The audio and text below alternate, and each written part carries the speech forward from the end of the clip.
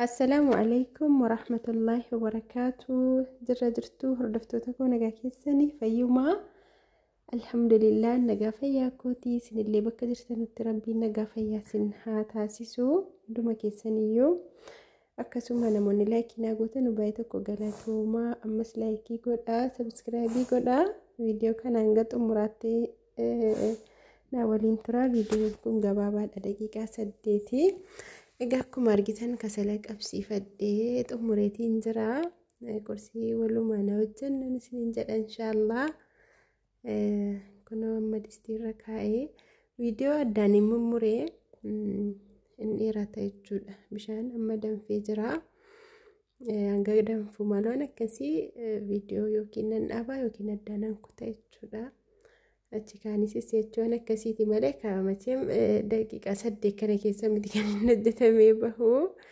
وانت كم يوجد وانت دقيقة دانو جتم وانو مكا وان سلبا ويتي ملي وانت نياتا يروف داتا كنا كمارجتا نوكا بشان دم في الراقود ديتين جرا مرقنا سو جدت نكي achi amma daakuu itti naqadha jechuudha. Kun waan amma nu ga'u ilaaleen itti naqaa qodaadhaan irraa mariifite jechuudha. Kuni daakuu garbuuti. Daakuu garbuu marqaadhaaf daakame jechuudha. Annaa kun akkuma argitan haala kanaan itti naqeetiin jira. Marqi nagaa marqaa lafti gannaa hin qorraa ganama waan ho'aa akkanaa nyaachuun bareedaadha. Marqaa yoo sirriitti hojjetame ni mi'aaha. Yoo sirriitti bilchaatee sirriitti sukkuumamee hojjetame jechuudha. Maashaallah baay'ee tokko mi'aaha. Wanti hundinuu gaa hojiidha. Akkasii as biratti waan hin ta'e tun kana godhuu jechuudha.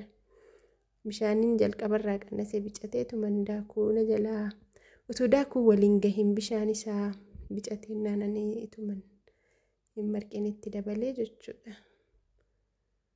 Haala kanaan marqinee janna jechuudha. Yoo viidiyoon siseechisee malee daqiiqaa fudhatee bilchaachuu qaba jechuudha.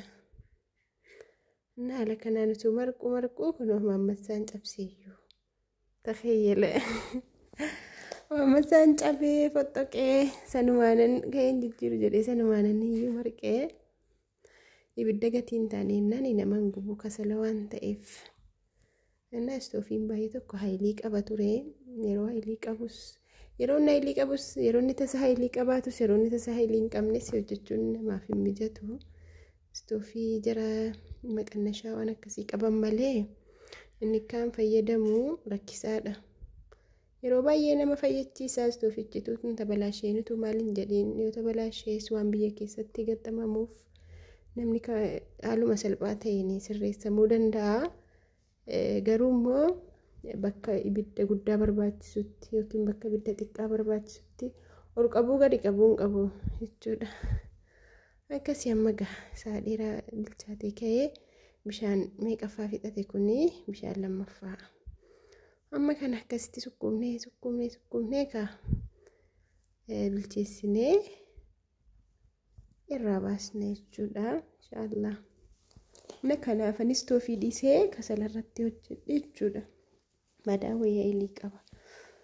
Akkasumallee mabraatiin sanaaf ta'e hin beekneen badaala kaardiin akka duriira dafee xumataaraa. Hundumatu iyyaadha mabraatiin badaala kaareebe. Akkasii kanaafi yeroo distii nama jalaa gubaa maalii waa meeqa jechuudha. Lakkaa'uusaa qofa osoo hin taane amma kasala bitan hin caaluu kaffaltiinsaa. Garuu immoo bakka laba irra keessa qofa distii gugguba jechuudha. Akkasitti kunoo amma xumurree bismillaa irraa baafannee akkasitti haala kanaan as takakkalannee jenna jechuudha. Yoo viidiyoowwan ani isinii gadhiisu isinitti tolee laayikii godhaa. Na jajjabeessaa yaada keessan koomentii jala kaa'aa.